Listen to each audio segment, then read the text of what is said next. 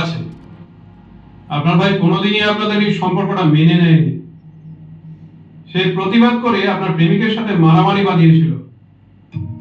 আপনার বাড়িতেও কেউ এই সম্পর্কের কথা জানতো না, তাই আপনি বাড়িতে লুকিয়ে আপনার প্রেমিকের সাথে থাকছিলেন।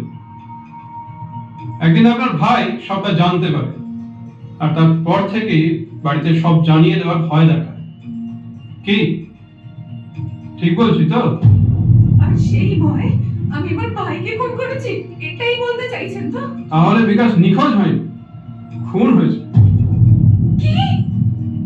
এই যে আপনি বললেন বিকাশ খুন হয়েছে, এবার বলুন তো কেন খুন করলেন ওকে?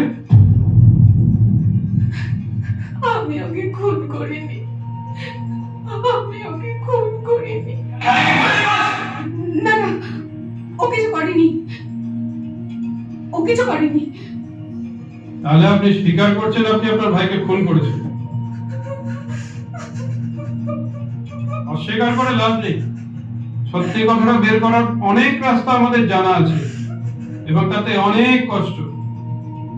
তার চেয়ে ভালোই সত্যিটা স্বীকার করে ফেলবে। আমি মেরেছি আমার ভাইকে, আমি মেরেছি। কেন?